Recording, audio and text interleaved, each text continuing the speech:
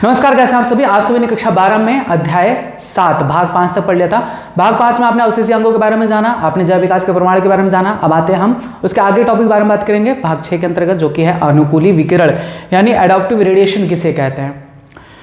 तो अनुकूली विकिरण क्या होता है, इससे पहले कुछ बातें हम चार्ल्स डार्विन के बारे में समझेंगे और इनकी यात्रा के बारे में हम कुछ बातें करेंगे। ये हैं चार्ल्स रॉबर्ट डार्विन, जो कि एक नेचुरलिस्ट थे। इन्होंने अपनी एक जल यात्रा शुरू की थी और उस जल यात्रा के दौरान इन्होंने कुछ चीज़ों को एक्सपीरियंस किया और काफ़ी पॉपुलर हो गए जब इन्होंने evolutionary theory the natural selection को। यहाँ पर कुछ बातें आप और जान लीजिए। जैसे डार्विन थे जो अपनी जहाज़ से जल यात्रा की शुरुआत किया था। उन्होंने दक्षिणी अमेरिका और वहाँ से होते हुए गैलापागोस द्वीप समूह को एक्सप्लोर किया।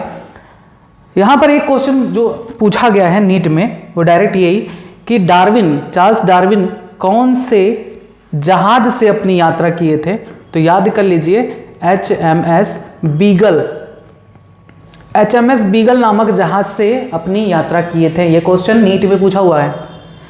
तो ये हो गया कि चार्ल्स डार्विन अपनी जल यात्रा किस नाव से, किस जहाज से किए थे। अब ये है इनका जल यात्रा का मैप, जो कि यहाँ से शुरू हुआ था और यहाँ से होते होते यहाँ, फिर यहाँ से वापस इस तरफ। ये पूरे वर्ल्ड का मैप है। आप जानते होंगे हमारे जो महाद्वीप हैं, जैसे उत्तरी अमेरिका, दक्षिणी America, Africa, Europe, Asia, Australia, ठीक है। तो हमारा भारत यहाँ पर छोटकू सा है। तो जब डार्विन दक्षिण अमेरिका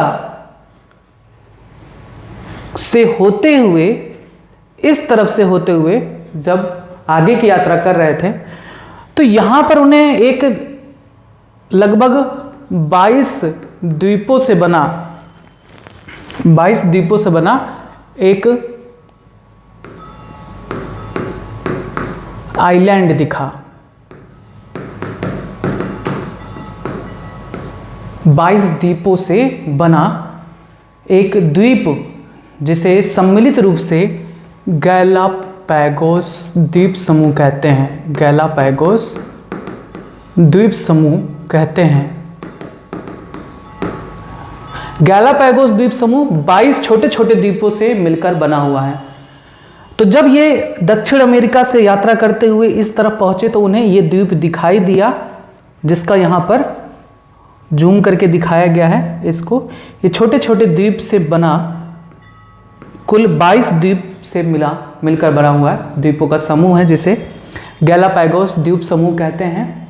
जब इस द्वीप समूह का निरीक्षण किए तब उन्होंने पाया कि यहाँ पर एक पक्षी की प्रजाति थी, जिसे बाद में जब डार्विन ने एक्सप्लोर किया, इसके बारे में जाना, सारी चीज़ें बताई, इवोल्यूशन की थ्योरी दिया, तब उसे कहा गया डार्विन के फिंचेस,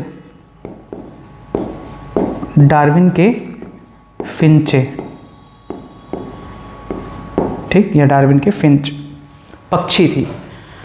उस पक्षी को अब कहा जाता है डार्विन के फिंच, या फिंच भी कह सकते हैं। तो डार्विन जब दक्षिण अमेरिका की यात्रा करते करते इस द्वीप समूह पर पहुंचे तो उन्हें पक्षियों की विभिन्न प्रजातियां दिखाई दी, जिन्हें डार्विन के फिंच कहा जाता है। डार्विन ने उन पक्षियों पर अपना अध्ययन किया और कुछ बातें बताई जैव विकास से संबंधित।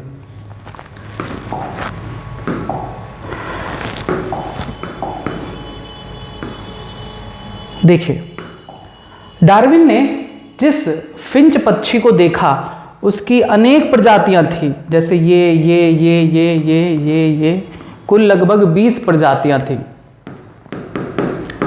जिसे किस कुल में रखा गया है, किस फैमिली में रखा गया है? जियोस्पिजिडी कुल में। जियोस्पिजिडी कुल में रखा गया है डार्विन के फिंचेस को। यह भी क्वेश्चन पूछा जा सकता है। अभी बताते क्या चीज़ें हुई हैं। पहले कुछ चीज़ें जो इंपॉर्टेंट हैं वो जान लें कि जैसे डार्विन ने किस जहाज़ से अपनी यात्रा शुरू की थी, HMS बीगल से, और उन्होंने दक्षिण अमेरिका के रास्ते जब आगे की यात्रा तय की तो उन्हें एक द्वीप समूह मिला जो 22 द्वीपों से मिलकर बना हुआ है, उस द्वीप समूह को गैलापैगोस द्वीप समूह कहते हैं, गैलापैगोस आइलैंड कहते हैं। अपनी यात्रा के दौरान उन्होंने उस द्वीप समूह पर पक्षियों की विभिन्न प्रजातियां देखी। इन पक्षियों को डार्विन के फिंचेस कहा जाता है। अब उन्होंने इन प्रजातियों को देखने के बाद कहा क्या, आइए बताते हैं।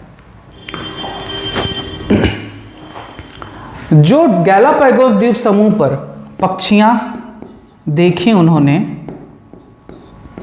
उनमें काफी विविधता थी, समानता भी बहुत थी। उन पक्षियों में समानता भी बहुत थी और उनमें हैबिटेट के अकॉर्डिंग उनमें चेंजेस भी बहुत सारे थे। डार्विन जो पक्षी गैलापैगोस द्वीप पर पाए जा रहे हैं, उन्हीं पक्षी को डार्विन दक्षिण अमेरिका में देख चुके थे। तो चूंकि दक्षिण अमेरिका में जो उन्होंने पक्षी देखी थी वो बीज भक्षी थी, बीजों को खाती थी। बीज भक्षी पक्षी था, बीज भक्षी पक्षी था, जिसे उन्होंने दक्षिण अमेरिका में देखा था। क्योंकि इस रास्ते से गए थे ना, तो पहले उन्होंने दक्षिण अमेरिका में बीज भक्षी पक्षी को देखा, जिसे आज के समय में डार्विन के फिंच कहा जाता है। फिर जब वो आगे बढ़े तो उन्होंने आइलैंड पर देखा इसी पक्षी का, बीज भक्षी पक्षी के ही समान बहुत सी पक्षियों की प्रजातियां अलग अलग द्वीपों पर उन्हें दिखाई दी। और उनमें अंतर क्या था कि कुछ पक्षी कैक्टस को खाते थे, यानी नागफनी को खाते थे, कुछ पक्षी इंसेक्ट को खाते थे, यानी कीड़ों को खाते थे, कुछ पक्षी बीज को खाते थे। लेकिन उन पक्षी की में समानता बहुत सारी थी, शरीर की बनावट और बहुत सारी चीजें। बस चेंजेस क्या थे, उनके बीक्स में, उनके चोंच में बहुत परिवर्तन था। तो डार्विन ने अपनी यात्रा के दौरान यह अनुभव किया कि कहीं ना कहीं ये जो बीज भक्षी पक्षी है वो दक्षिण अमेरिका में पाई जा रही थी। हो सकता है यहां से कुछ पक्षियां उड़कर इन द्वीप समूहों पर पहुंची हों और इन द्वीप समूहों के अलग अलग वातावरण के अनुसार वे परिवर्तित हो गई हों। कुछ पक्षियां, देखिए ध्यान से समझिएगा, जो मेन जो पक्षी है गैलापैगोस द्वीप पर जो आई थी वो क्या थी, बीज भक्षी पक्षी थी, जो कहां पाई जा रही है, दक्षिण अमेरिका पर। डार्विन ने जिस पक्षी को देखा था वो बीज भक्षी पक्षी था, मुख्य था। अब हो सकता है, डार्विन का ये मानना था कि हो सकता है कि दक्षिण अमेरिका से ये बीज भक्षी पक्षी उड़कर इन जगहों पर आई हों, अलग अलग द्वीप समूहों पर आई हों और उनके जो वातावरण है उनमें जो पाई जाने वाली खाद्य पदार्थ सामग्री है उसके अनुसार वह बदल गई हों। कैसे हुआ होगा, मान लो कुछ पक्षियां बीज भक्षी पक्षी थी, ये पहुंची इस द्वीप पर। अब इस द्वीप पर क्या खास था, इस द्वीप पर फल वगैरह ना होकर क्या पाया जा रहा होगा, कैक्टस, नागफनी का पौधा। मान लो कि इस जगह से दक्षिण अमेरिका से 100 पक्षियां उड़कर आई, कैक्टस वाली इस द्वीप पर पहुंची और इस द्वीप की विशेषता क्या थी कि इस द्वीप पर केवल कैक्टस पाए जाते थे, नागफनी पाई जाती थी। तो इन 100 पक्षियों में से कुछ पक्षियां, मान लो कि 40 पक्षियां ऐसी थीं जिनके चोंच इस कैक्टस को खाने लायक थे, कैक्टस को खाने लायक थे, और 60 पक्षियां ऐसी थीं जो इस कैक्टस को खाने लायक नहीं थी, उनके जो चोंच थे उस कैक्टस को नहीं खा पा रही थी, तो वे सरवाइव नहीं कर पाई। लेकिन वे पक्षियां जिनके चोंच की बनावट ऐसी थी जो इस कैक्टस को खा सकती थी, नागफनी को खा सकती थी, वो यहां पर सरवाइव कर गई। तो धीरे धीरे ये जो 100 पक्षियां उड़ के आई थी, जिनमें से 40 जो कैक्टस को खा सकने में योग्य थी वो यहीं रह गई, लेकिन जो 60 जो नहीं खा सकती थी वो वापस चली गई हो या फिर मर गई हो, जो भी हुआ हो। लेकिन जो पक्षी इस जगह पर कैक्टस को खाने के बाद वो यहाँ पर सरवाइव करने योग्य हो गई, वो वापस नहीं गई और इसी जगह पर रहकर अपनी संख्या को बढ़ाने लगी। तो जैसे जैसे अब देखिए वो वापस भी नहीं गई, बीज भक्षी पक्षियों के झुंड में नहीं गई, क्योंकि उन्हें सारी खाना पीना सब कुछ यहाँ मिल रहा था। मेटिंग के लिए भी उन्हें पक्षियाँ यहाँ पर थीं उन्हीं की प्रजाति की, क्योंकि संख्या ज़्यादा थी, तो मीटिंग वगैरह भी यहीं पर करने लगी। और धीरे धीरे जितने भी इन 40 पक्षियों से अन्य जितनी भी पक्षियां पैदा हुई उनमें जेनेटिक वेरिएशन इन्हीं के अकॉर्डिंग होने लगा। उनके चोंच की बनावट भी, जो अन्य पक्षियां पैदा हुई उनकी चोंच की बनावट भी इन्हीं के समान होने लगी। और धीरे धीरे देखते देखते देखते देखते ये बीजभक्षी पक्षी से बहुत ही ज़्यादा भिन्न हो गई और अलग प्रजाति बन गई। ठीक, तो ये हुआ होगा, डार्विन का मानना था। वहां के वातावरण के अनुसार अपने आप को बदल लेना, सरवाइव कर लेना। अब हो सकता है कि वहीं से दक्षिण अमेरिका से कुछ पक्षियां उड़कर इस द्वीप समूह पर पहुंची हों और इस द्वीप समूह पर बढ़िया फल फूल वाले पौधे पाए जा रहे थे, तो वे बीज भक्षी ही रह गए, वे बीजों को खाते रहे, बीज भक्षी हो गए। ठीक, और हो सकता है कि कुछ पक्षियां उड़कर इस आइलैंड पर, इस द्वीप पर पहुंची हों और यहाँ का जो आवास है उसमें हो सकता है फल फूल ना मिल रहा हो, कैक्टस ना रहा हो, क्या रहे हो, कीड़े मकोड़े रहे हों, कीड़े मकोड़े रहे हों। तो इनमें से मान लो कि यहाँ से भी 100 पक्षियां आई हों और यहाँ पर 40 पक्षियां ऐसी थी जिनके चोंच की बनावट ऐसी थी जो इन कीड़े मकोड़ों को खा सकती थी, तो वे तो सरवाइव कर गई, लेकिन जो बची 60 थी वो सरवाइव नहीं कर पाई, वापस चली गई होंगी या कुछ भी हुआ होगा। जो सरवाइव कर गई इस जगह पर वो यहीं रह गई और धीरे धीरे आपस में मेटिंग करके अपने ही समान संतान उत्पन्न की जिनकी चोंच की बनावट इनके समान थी और धीरे धीरे एक नई प्रजाति विकसित हुई जो क्या खाने लगी, इंसेक्ट को। यानी आप क्या कह सकते हैं, इंसेक्ट ईटर फिंचेस। ठीक, तो डार्विन का यह मानना था कि एक विशेष भूभौगोलिक क्षेत्र में विभिन्न प्रजातियों का, एक विशेष भूभौगोलिक क्षेत्र में विभिन्न प्रजातियों के विकास का प्रक्रम एक बिंदु से शुरू होकर अन्य भूभौगोलिक क्षेत्रों में प्रसारित होता है। इसी को कहते हैं अनुकूली विकिरण। एक बिंदु से शुरू होकर अन्य भूभौगोलिक क्षेत्रों में प्रसारित होता है, इसी को कहते हैं अनुकूली विकिरण। आपने देखा कि डार्विन ने क्या ऑब्जर्व किया कि वही पक्षी जो दक्षिण अमेरिका में पाई जाती थी, जो बीज भक्षी पक्षी थी, क्योंकि वहां पर बहुत सारे पौधे थे जहां पर वे बीजों को खा सकती थी, अच्छे से रह सकती थी, वही पक्षी उड़कर जब अन्य द्वीपों पर पहुंची तो द्वीपों के अनुसार जो उनको भोज्य पदार्थ मिला उसी के अनुसार उनमें परिवर्तन आया, चोंच की बनावट बदलती गई और कुछ कैक्टस को खाने लगी, यानी नागफनी को खाने लगी, उन्हें हम क्या कहने लगे, कैक्टस ईटर फिंचेस। कुछ ऐसे थे जो बीजों को खा रहे थे, उन्हें बीज भक्षी कहने लगे। ठीक, कुछ ऐसे थे जो इंसेक्ट को खाने लगे, उन्हें हम इंसेक्ट ईटर फिंचेस कहने लगे।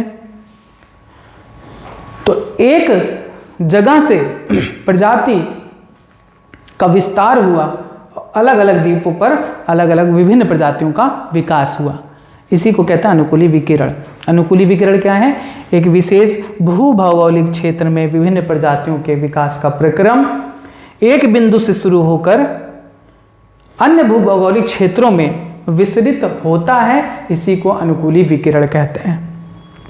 ठीक, एग्जाम्पल में आपको डार्विन के फिंचेस दिया गया है, क्योंकि डार्विन अपनी जल यात्रा के दौरान ऑब्जर्व किए कि एक पक्षी जो दक्षिण अमेरिका पर पाई जाती थी शुद्ध रूप से बीजों को खाती थी, लेकिन जब उन्होंने और आगे पढ़ा और देखा गैलापागोस द्वीप समूह पर, तो उन्होंने पाया कि इस द्वीप समूह पर उसी पक्षी के अन्य प्रजातियां भी मिली। और वो प्रजातियां क्यों परिवर्तित हुई, अन्य प्रजाति क्यों बनी, क्योंकि वहां के वातावरण के अनुसार यहाँ पर कैक्टस पाए जाते थे, तो वो पक्षियां कैक्टस को खाने के लिए परिवर्तित हो गई, उनकी चोंच की बनावट ऐसी होगी जो कैक्टस को खाने योग्य थी, उन्हें हम कैक्टस ईटर कहते हैं। कुछ ऐसे जहां पर बीज पाए जा रहे थे, फल वगैरह पाए जाते थे, तो वे बीजों को खाने लगी, उन्हें हम बीज भक्षी, जो समान थे वैसे ही। कुछ ऐसे थे जहां पर न कैक्टस था न बीज था, तो वहां पर इंसेक्ट कीड़े मकोड़े थे, तो वे कीड़े मकोड़ों को खाने लगी, इंसेक्ट ईटर फिंचेस कहला लगी। धीरे धीरे इनमें उनको खाने के लिए बीक्स की बनावट यानी चोंच की बनावट में परिवर्तन आता गया और इनसे ये अलग प्रजाति बन गई। आया समझ में? तो इसी को कहते हैं अनुकूली विकिरण। जब विकास, प्रजाति का विकास एक भूभौगोलिक क्षेत्र से अन्य भूभौगोलिक क्षेत्रों में विस्तृत होती हैं।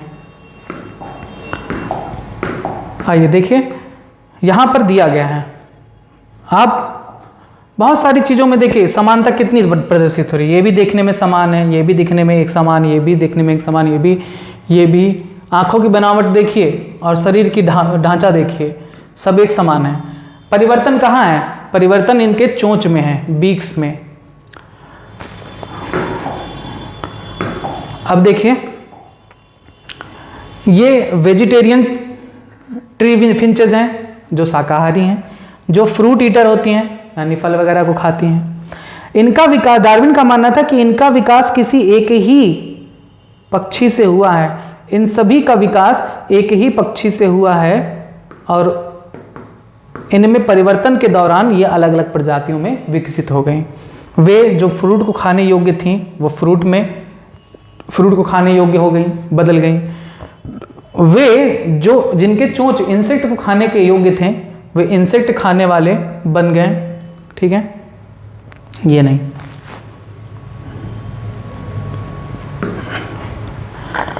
अब देखिए चोंच की बनावट इनमें अलग है, इनमें अलग है, इनमें अलग है।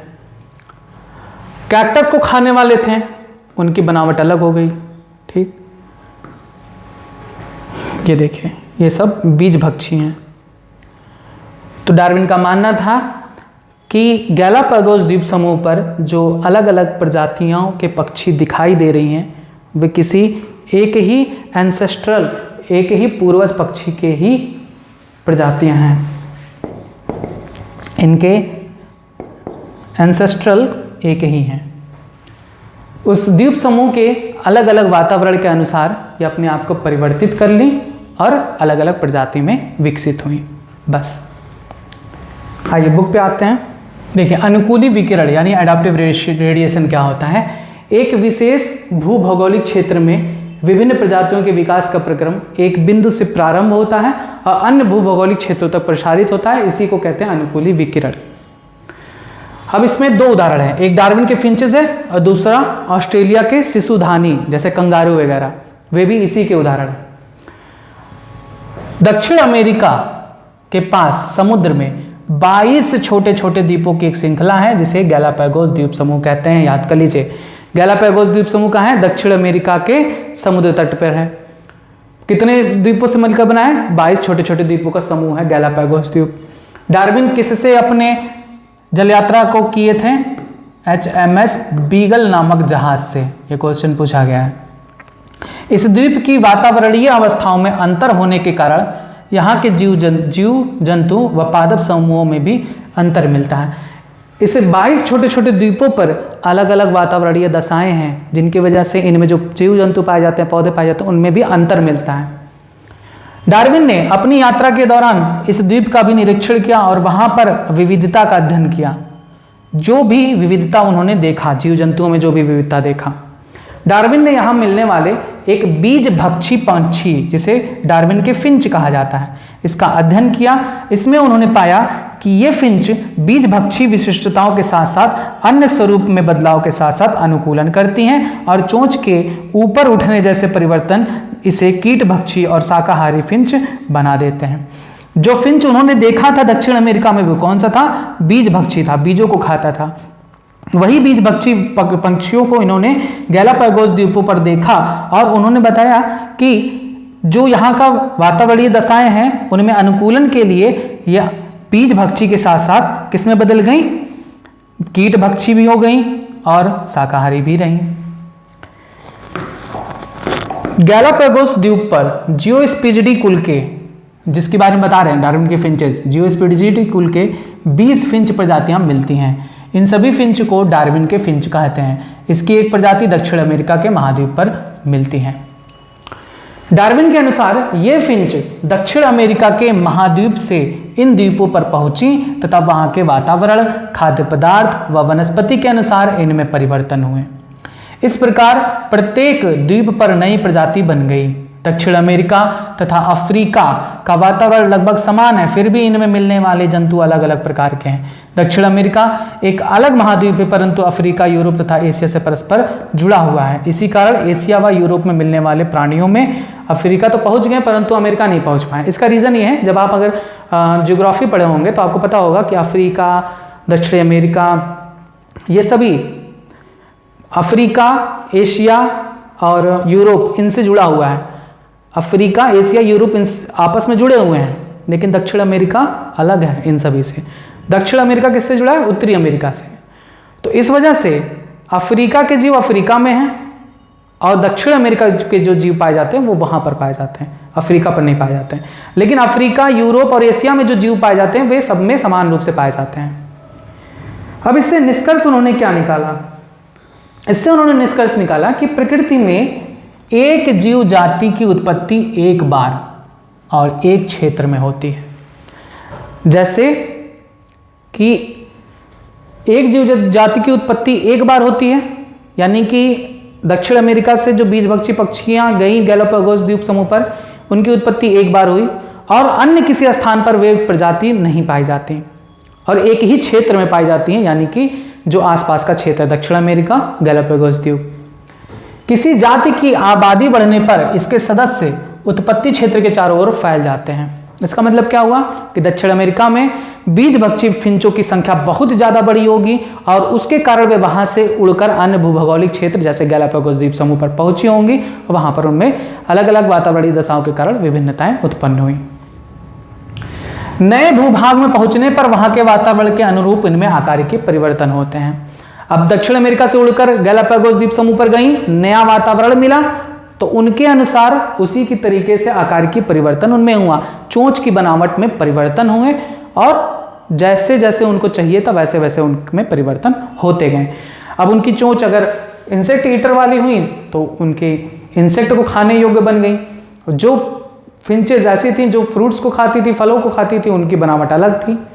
वातावरणीय दशाओं के कारण उनमें आकार के बदलाव हुए। भौगोलिक अवरोधों से पृथक हुए समान जाति के जीवों में भिन्नताएं मिलती हैं। भौगोलिक अवरोधों से पृथक हुए जो समान जाति के जीवों हैं उनमें भिन्नताएं मिलती हैं। भौगोलिक इसमें अवरोध क्या है? जल था, समुद्र था, समुद्रीय दशाएं अलग अलग थीं जो हर द्वीप को पृथक किए हुई थीं, वातावरणीय दशाएं अलग थीं। समान जाति के जीव थे लेकिन फिर भी उनमें विभिन्नता पाई गई, किसके? भौगोलिक अवरोधों से पृथक होने के बावजूद भी। अब यहाँ पर कुछ और चीज़ें यहाँ पर दी गई हैं डार्विन के फिंचेस के बारे में कि एंसेस्ट्रल फिंचेस, डार्विन का मानना था कि एक ऐसी फिंच थी जिससे इन सभी का विकास हुआ। कुछ जो प्लांट्स को खाने लगी वेजिटेरियन हो गई, कुछ जो इंसेक्ट्स को खाने लगी उनके चोंच की बनावट अलग हुई, कुछ जो मैंग्रोव प्लांट्स को खाती थी उनकी चोंच की बनावट अलग, जो वुड पेकर यानी लकड़ियों को खोदने वाली थी उनकी चोंच की बनावट अलग, जो सीड्स को खाती थी उनकी चोंच की बनावट अलग। लेकिन ये सभी के सभी पक्षियां समान प्रजाति हैं तो विभिन्न प्रजाति, लेकिन ये समान पक्षी से ही उत्पन्न हुए हैं। कैक्टस को खाने वाली जो पक्षियां थी उनकी चोंच की बनावट अलग, इंसेक्ट्स को खाने वाली थी उनकी चोंच की बनावट अलग। कद काठी, स्वरूप सब कुछ एक जैसा, बस इनमें चोंच की बनावट अलग पाई गई। तो यह दर्शाता है कि ये सभी पक्षियां किसी एक ही एंसेस्ट्रल पक्षी से विकसित हुई हैं। अलग अलग वातावरणीय दशाओं के कारण इनके चोंच की बनावट बदल गई और अलग प्रजाति के रूप में ये हो गई। बस ये था किसके बारे में? अनुकूली विकिरण के बारे में। तो अनुकूली विकिरण क्या कहता है? किसी विशेष भूभौगोलिक क्षेत्र में विभिन्न प्रजातियों के विकास का प्रक्रम एक बिंदु से शुरू होकर अन्य भूभौगोलिक क्षेत्रों में प्रसारित होता है, इसे अनुकूली विकिरण कहते हैं। अब उसी का एक उदाहरण है ऑस्ट्रेलिया के शिशुधानी जंतु मार्सुपियल्स ऑफ ऑस्ट्रेलिया। आइए इसको समझते हैं।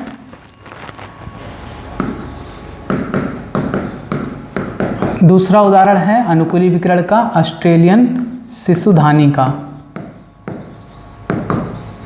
यानी ऑस्ट्रेलियन मार्सुपियल्स।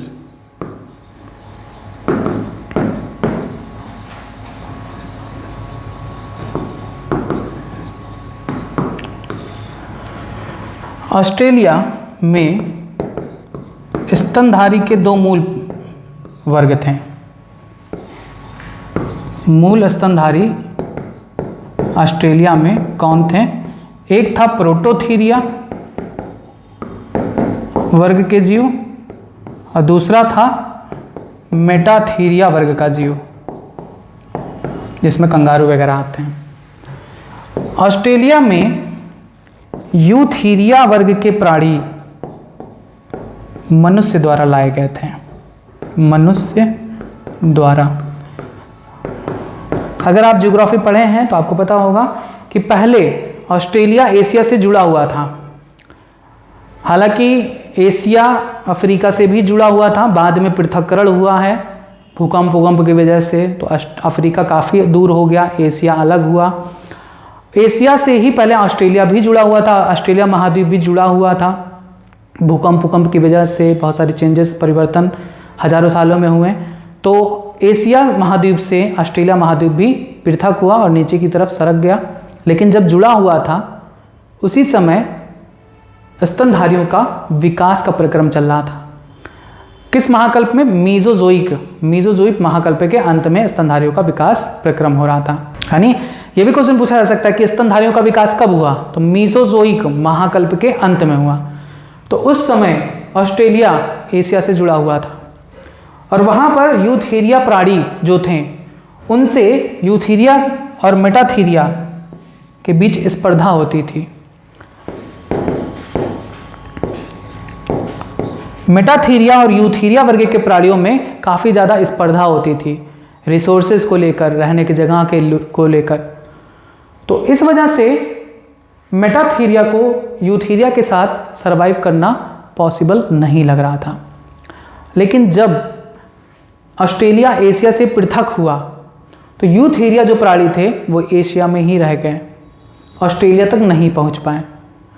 तो ऑस्ट्रेलिया अब यूथीरिया से मुक्त था, तो वहाँ पर मेटाथीरिया के जो प्राणी थे ऑस्ट्रेलिया में, वे वहाँ पर पहुंचकर, मतलब वो तो वहीं के मूल निवासी थे, मूल स्तनधारी थे ऑस्ट्रेलिया के ही। यूथीरिया से स्पर्धा करना पड़ता था तब जब ये एशिया से जुड़े हुए थे। जब एशिया से ऑस्ट्रेलिया अलग हुआ तब यूथीरिया के प्राणी वहीं रह गए, ऑस्ट्रेलिया तक नहीं पहुंच पाए। अब ऑस्ट्रेलिया में अकेला मेटाथीरिया था जो कि सरवाइव किया, और आज भी जो कंगारू वगैरह की जो प्रजातियां ऑस्ट्रेलिया में पाई जाती हैं वो कहीं पर भी नहीं पाई जाती हैं। ठीक है, तो ये मेटाथीरिया का जो स्तनधारी है वो ऑस्ट्रेलिया में सरवाइव कर गया यूथीरिया के ना होने की वजह से। तो यह भी एक अनुकूली विकिरण का उदाहरण है। आइए बुक पे देखते हैं। ऑस्ट्रेलिया के शिशुधानी जंतु। ऑस्ट्रेलिया के मूल स्तनधारी कौन थे? प्रोटोथीरिया था और मेटाथीरिया उपवर्ग के प्राणी थे। जो यूथीरिया वर्ग के प्राणी थे वो किसके द्वारा लाए गए थे ऑस्ट्रेलिया में? मनुष्य द्वारा। स्तनधारियों का जो विकास था वो कब हुआ? मीजोजोइक महाकल्प के अंत में हुआ। मीजोजोइक महाकल्प के अंत में, जब एशिया महाद्वीप ऑस्ट्रेलिया से जुड़ा हुआ था। जब एशिया ऑस्ट्रेलिया से जुड़ा हुआ था तब स्तनधारियों का विकास हो रहा था। मेटाथीरियन, जिसे हम मार्सुपियल अथवा शिशुधानी जंतु कहते हैं। शिशुधानी जंतु का मतलब होता है ऐसे जंतु जो अपने बच्चे को अपने शरीर के एक विशेष संरचना, जिसे थैली कहते हैं, उसमें रखते हैं। जैसे कंगारू अपने पेट में एक थैली बनाए रखता है ना, जिसमें उसके बच्चे रहते हैं, उन्हें कहते हैं। तो जंतुओं के, मेटाथीरियन जंतुओं के विकास के समय ऑस्ट्रेलिया एशिया महाद्वीप से अलग हो गया। जब मेटाथीरिया का विकास हो रहा था तो ये एशिया, ऑस्ट्रेलिया जो देश था, महाद्वीप था, वो एशिया महाद्वीप से अलग हो गया। मार्सुपियल प्राणियों को अत्यधिक विकसित यूथीरिया स्तनधारी से स्पर्धा करनी पड़ती थी, जिसके कारण मार्सुपियल प्राणी एशिया से समाप्त हो गए, क्योंकि यूथीरिया वर्ग के प्राणी मनुष्य के द्वारा लाए गए थे जब ऑस्ट्रेलिया और एशिया जुड़े हुए थे। अब मार्सुपियल को यूथीरिया से प्रतिस्पर्धा करना पड़ता था, और जब ये अलग हुआ, एशिया और ऑस्ट्रेलिया एक दूसरे से अलग हुए, तब जो मार्सुपियल एशिया में थे वे इनसे स्पर्धा करते करते समाप्त हो गए। लेकिन जो यूथीरिया प्राणी था वो ऑस्ट्रेलिया नहीं पहुंच पाया। ऑस्ट्रेलिया ना पहुंच पाने के कारण मार्सुपियल सुरक्षित हो गए, क्योंकि इन्हें किसी से स्पर्धा कंपटीशन नहीं करना पड़ा। और आज भी ये मार्सुपियल जंतु, कंगारू, बाघ, ये सभी ज़्यादातर ऑस्ट्रेलिया में पाए जाते हैं, यहाँ पर विकसित हो गए। इन मार्सुपियल से उनकी अनेक नई प्रजातियां भी बनी। इस प्रकार का विकास अपसारी विकास यानी डाइवर्जेंट इवोल्यूशन कहलाता है। ऑस्ट्रेलिया में शिशुधानी जंतुओं में अनुकूली विकिरण के अंतर्गत कई जंतु मिलते हैं, जैसे कंगारू, वोम्बट, बैंडी रैट, कोयला, शिशुधानी छछूंदर, तस्मानियन बाघ, बाघ बिल्ली, धारीदार चींटीखोर, शिशुधानी चूहा। ये सभी जितने भी प्राणी आपको बताए जा रहे हैं सिर्फ और सिर्फ कहाँ मिलेंगे आपको? ऑस्ट्रेलिया में। क्योंकि मार्सुपियल प्राणी एशिया में समाप्त हो गए, क्योंकि एशिया में यूथीरिया पाए जाते थे। यूथीरिया वर्ग के प्राणी उनसे स्पर्धा करते थे जो कि अत्यधिक विकसित थे, जिसकी वजह से मार्सुपियल प्राणी एशिया में सर्वाइव नहीं कर पाए। लेकिन ये यूथीरिया वर्ग के प्राणी ऑस्ट्रेलिया महाद्वीप पर नहीं पहुंच पाए, जिसकी वजह से मार्सुपियल प्राणी को किसी से स्पर्धा करने की जरूरत नहीं पड़ती थी। और यही कारण था कि ऑस्ट्रेलिया में मार्सुपियल प्राणी विकसित होकर अपनी प्रजातियों विकसित की। और जिनमें देखिए ये प्लेसेंटल मैमल्स हैं जो कि नॉर्मली एशिया वगैरह में पाए जाते हैं। ये ऑस्ट्रेलियन मार्सुपियल्स हैं जो इन्हीं की तरह होती हैं, लेकिन इनसे काफ़ी भिन्न है। Marsupial mole, ant eater, marsupial mouse, spotted cuscus, flying phalanger, Tasmanian tiger cat, Tasmanian wolf, भेड़ियाँ देखिए इनकी बनावट अलग है, इनकी अलग है। तो ये जो मार्सुपियल प्राणी हैं वो सिर्फ कहाँ पाए जाते हैं? ऑस्ट्रेलिया में पाए जाते हैं, क्योंकि इन्हें किसी यूथीरिया वर्ग के प्राणी से स्पर्धा नहीं करनी पड़ी। बस ये था आज का टॉपिक जिसमें आपको बताया गया अनुकूली विकिरण के बारे में। उम्मीद है कि आपको थोड़ा बहुत समझ में आया होगा, और एक दो बार और पढ़िएगा और अच्छे तरीके से इसमें समझ में आएगा। कुछ नहीं है बाबू, बस इतना जानिए कि एक ही जीव से अलग अलग प्राणियों का विकास हुआ है, अलग अलग प्रजातियां बनी हैं। एक भूभौगोलिक क्षेत्र से अन्य भूभौगोलिक क्षेत्रों में प्रजातियों का विकास होना ही अनुकूली विकिरण कहलाता है। यह आप अपने मन में नोट कर लीजिए। आगे का टॉपिक जो भी होगा आपको जल्दी बताया जाएगा। तब तक आप जुड़े रहें यूट्यूब चैनल बायोलॉजी के साथ। धन्यवाद।